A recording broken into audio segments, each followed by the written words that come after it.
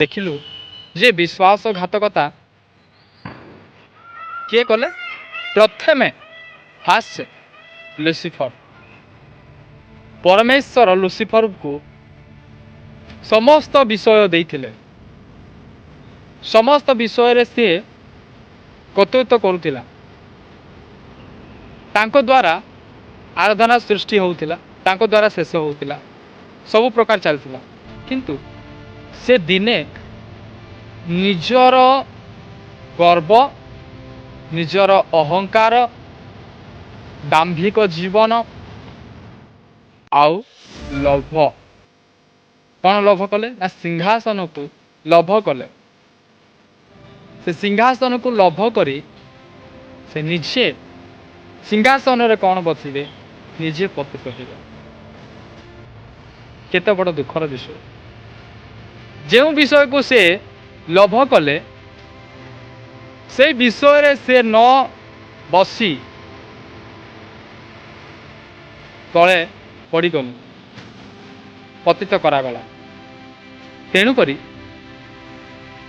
ତାକୁ ପ୍ରଭୁ କେତେ ବିଶ୍ୱାସ କରୁଥିଲେ ଯେ ଇଏ ମୋର ଉପାସନା କରିବ, ମୋର ସେବା କରିବ।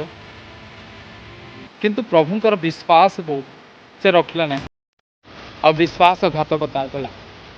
ଆଉ ଗୋଟେ ବ୍ୟକ୍ତିକୁ ଆମେ ପାଉଛୁ ଯିଏକି ଇସ୍କାରିୟତ ଯିହୁଦା। ସେ ମଧ୍ୟ ପ୍ରଭୁଙ୍କ ଠାରେ ରହିଲା, ଖାଇଲା, ପିଇଲା, ପ୍ରଭୁଙ୍କର ସମସ୍ତ କର୍ମ ଦେଖିଲା, ଆଶ୍ଚର୍ଯ୍ୟ କର୍ମ ବି ଦେଖିଲା। କିନ୍ତୁ ସେ ପରମେଶ୍ୱରଙ୍କୁ 30 ଗୋଟି ମୁଦ୍ରାରେ ବିକିଦେଲା।